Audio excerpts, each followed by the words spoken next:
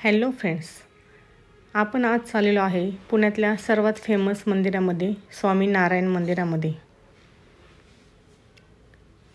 हे पुण्यातील अतिशय सुंदर मंदिर असे आहे। आता आपण खराडी बायपासवरनं चाललेलो आहोत। हडपसर या रोडला आपण लागलेलो आहोत। खराडी बायपास हडपसरवरनं आपण पुण्यात स्वामी नारायण मंदिराजवळ जाणार आहोत। सकाळी 7 वाजता घरातनं मी निघालेले आहे। सकाळ सकाळ गेलं का दर्शन चांगलं होतं आणि मंदिराच्या आवारात गर्दीही कमी असते। तसं दिवसाची ह्या ठिकाणी खूप गर्दी असते। शनिवार रविवार तर ह्या मंदिरामध्ये खूपच गर्दी असते। तुम्ही जर कधी ह्या मंदिरात येणार असाल तर सोमवार ते शुक्रवार या दरम्यानच या, किंवा जर शनिवार रविवार आले तर सकाळ सकाळच येऊन जा, कारण की दिवसभर या ठिकाणी खूप अशी गर्दी असते। आम्ही घरातनं 7 वाजता निघलो होतो। आता आपण चाललेलो आहोत स्वामी नारायण मंदिराजवळ। या ठिकाणी आम्ही नाश्ता करण्यासाठी थांबलेलो होतो। नाश्ता करून झाल्यावरती आम्ही आता सरळ चाललेलो आहोत।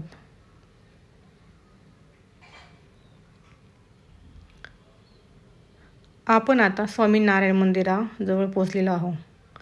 तुम्ही पाहू शकता समोर मंदिराचा दरवाजा गेट दिसत आहे। हा स्वामी नारायण मंदिराचा गेट आहे।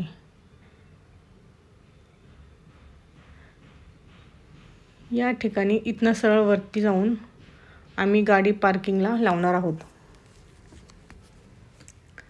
हा पूर्ण मंदिराच्या आवारातला हा गेट आहे। तुम्ही पाहू शकता किती मोठा असा याला कंपाऊंड मारलेला आहे। हा पूर्ण मंदिराचाच परिसर आहे। जवळजवळ 27 एकरमध्ये हे मंदिर उभारलेलं आहे। 27 एकर हा परिसर मंदिराकडे आहे।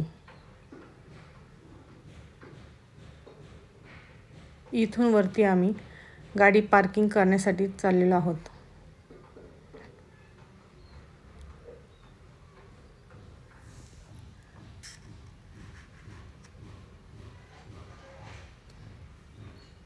सकाळ सकाळ आलो तर या ठिकाणी भरपूर गर्दी आपल्याला पाहायला मिळत आहे। आम्ही जवळजवळ इथं 8-8:30 वाजता पोहोचलेलो होतो। या गेटमधनं आतमध्ये पार्किंगसाठी आता चाललेलो आहे। तुम्ही पाहू शकता सकाळ सकाळ किती निसर्गरम्य असं हे सगळं वातावरण आहे। पूर्ण झाडी कडेला पूर्ण असं शांत वातावरणात हे मंदिर आहे। असं मंदिरात गेल्यावर आपल्याला वाटणारच नाही की आपण पुण्यातल्या मंदिरात आहोत। इतकं छान आणि सुंदर असे मंदिर बांधण्यात आलेले आहे। तुम्ही पाहू शकता मंदिर आपल्याला दिसत आहे। या ठिकाणी आपण आपली गाडी पार्क करणार आहोत।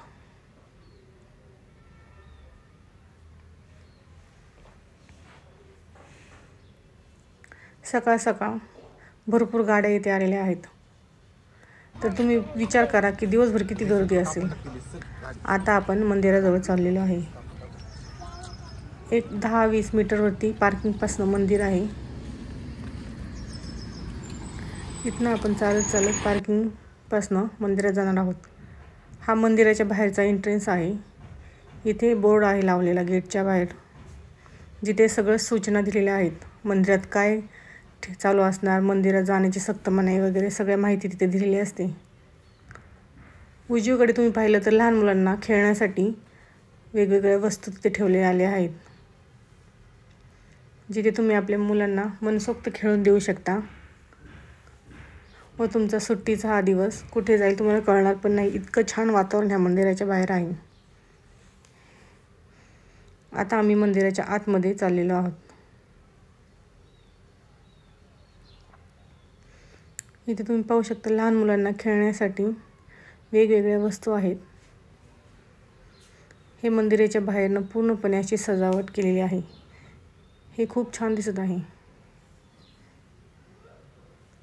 हे मंदिर तब्बल 72 एकरमध्ये विस्तारलेले आहे। इथे माहितीचा फलक तुम्हाला पाहायला मिळतो।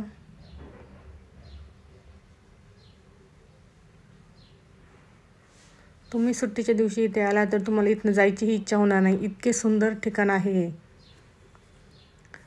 पुण्यातील फेमस मंदिर म्हणून हे स्वामीनारायण मंदिर ओळखण्यात येते.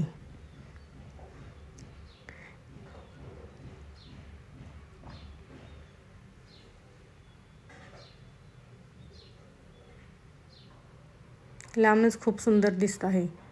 आता आम्ही एक साईडला चप्पल वगैरे काढून मंदिरात जाणार आहोत.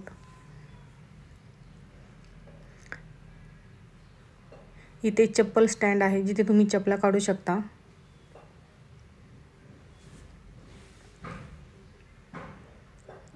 या मंदिराच्या पायऱ्या आहेत. मंदिरामध्ये फोन अलाउड नसल्यामुळे फोन कोणी आत घेऊन जाऊ शकत नाही असा बोर्ड इथे लावलेला आहे. तर मी आता मंदिरात जात आहे. सकाळ सकाळी इथे गर्दी नसल्यामुळे आणि कोणी नव्हतं त्यामुळे मी फोन आत घेऊन गेले होते आणि आतला व्हिडिओही काढलेला आहे. तो तुम्हाला पुढे व्हिडिओमध्ये पाहायला भेटेलच. तसा आतमध्ये फोन अलाउड नाही, पण सकाळ सकाळ कोणीही नव्हतं त्याच्यामुळे मी एक छोटासा व्हिडिओ आतलाही मंदिराचा काढलेला आहे. तुम्ही पाहू शकता हे मंदिर किती सुंदर आहे. या मंदिराची खासियत म्हणजे इथे कुठल्याही स्टीलचा किंवा सिमेंटचा असा वापर केलेला नाही आहे. हे मंदिर पूर्णपणे राजस्थानी दगड कोरून बनवलेलं आहे. इथे ज्या छोट्या छोट्या मूर्त्या वगैरे ज्या बनवल्या आहेत त्या पूर्ण दगडामध्ये कोरीव काम करून बनवल्या आहेत. तुम्ही पाहू शकता किती सुंदर हे कोरीव काम इथे दिसत आहे. इतकं सुंदर हे मंदिर दिसत आहे, खूप मस्त. इथे गेल्यावर मला इतकं प्रसन्न वाटलं की मी ते शब्दात सांगू शकत नाही. सकाळ सकाळ गर्दी नसल्यामुळे मी हा गपचूप व्हिडिओ काढला. हा मंदिराचा आतला परिसर आहे. ही मंदिरातली स्वामी नारायणांची मूर्ती आहे. आतमध्येही खूप छान कोरीव काम केलेले तुम्हाला दिसत आहे.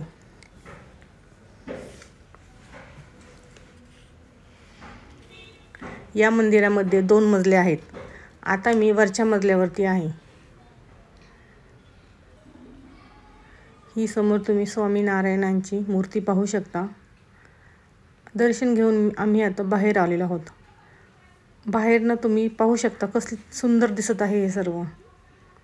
पूर्ण निसर्गरम्य वातावरणात हे मंदिर विसावलेले आहे. पूर्ण 27 एकरमध्ये हे मंदिर आहे. वरच्या मजल्यावरती स्वामीनारायणांचं दर्शन घेतल्यावरती आपण आता खाली जाणार आहोत. अतिशय सुंदर असा परिसर हा. सकाळ सकाळ खूप मस्त दर्शन झाल्यामुळे खूप प्रसन्न वाटत होते. तुम्ही हे कोरीव काम पाहू शकता. अतिशय सुंदर हे सगळं कोरीव दगडांनी केलेलं काम आहे.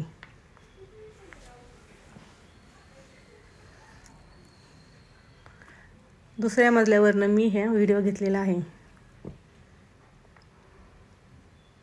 इथे थोडे फोटो वगैरे काढल्यावरती आम्ही खालच्या मजल्यावर आलेलो आहोत. खालच्या मजल्यावरही तुम्ही पाहू शकता पूर्णपणे आपल्या संतांच्या मूर्त्या आहेत. ही राम आणि सीतेची मूर्ती आहे. ही ज्ञानेश्वर आणि तुकाराम महाराज यांची मूर्ती आहे.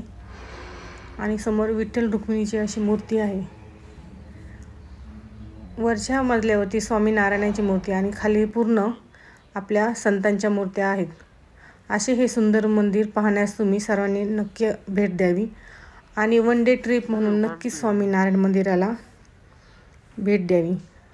आणि हे मंदिर सकाळी 8 ते 12 दर्शनासाठी चालू असते आणि 12 ते 4 बंद असते आणि पुन्हा 4 ते 8 हे सुरू असते. त्यामुळे जर तुम्हाला मंदिरात दर्शनासाठी यायचे असेल